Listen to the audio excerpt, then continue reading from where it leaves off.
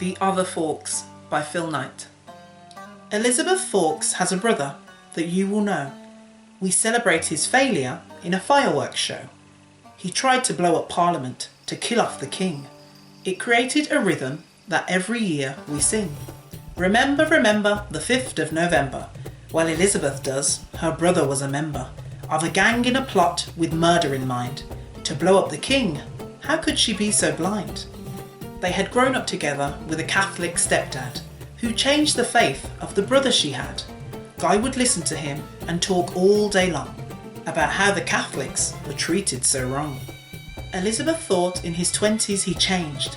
His religion and temper grew further estranged. He was so full of anger, he was bitter with hate. He had been going to secret meetings of late. But that was her brother who made his own way into history books right up to this day.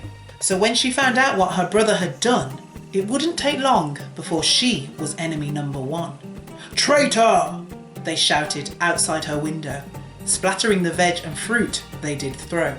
"We don't want you, witch! Let's burn her house down!" The mob screamed on, "In the name of the crown!" Elizabeth raced through the house, sure-footed and swift, to get what she could, checking there was nothing they missed. They crept out of the house, now covered in veg, and made for the safety of the trees and the hedge. "My brother," she said with grit and despair, "if I see him again, I will pull out his hair." Now homeless and helpless, with nowhere to go, they walked on a path with no name to show. "They cannot know I'm related to Guy. If anyone finds out, we will both surely die.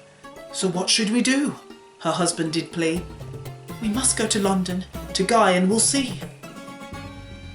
Elizabeth hoped that people were mistaken. It was all wrong and not Guy they had taken. So they set off for London on a dirt track road, stopping when it poured with rain or it snowed.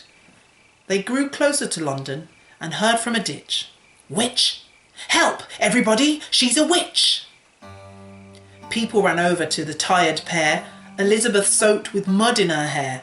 The little town mayor stood forward and said, "A witch, everybody, so let's have off with her head." Her husband leapt forward and grabbing her arm said, "Leave her alone and I will do you no harm." He kicked and he swung as they powered him down and screamed, "Run, Elizabeth! Get out of this town!" Elizabeth, crying, ran as fast as she could. She had to see her brother and prove he was good. London started to come into sight, candlelight gleaming on this cold winter night. In the square she waited by the towering gallows, the people shouting, "We want the show." A drum rumbled out of the cold morning light, and then she saw him being dragged without fight. 3 men went first, up to the rope, a sight that wouldn't fill him with hope. As the time came for him to make the sad climb, he asked in a voice so deep and sublime, "Please, my king, please let me go free.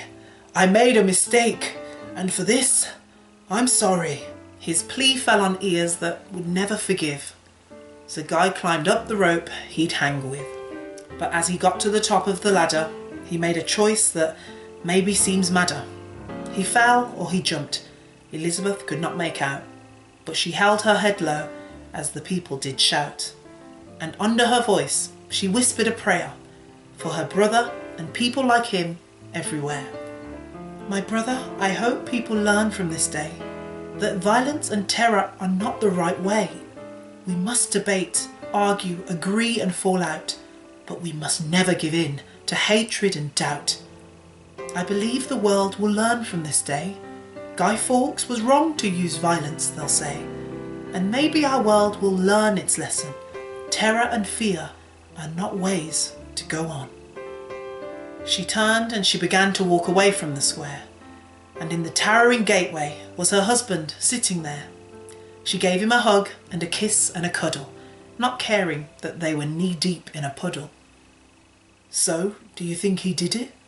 her husband did say. "Yes, and I hope we learn from this someday."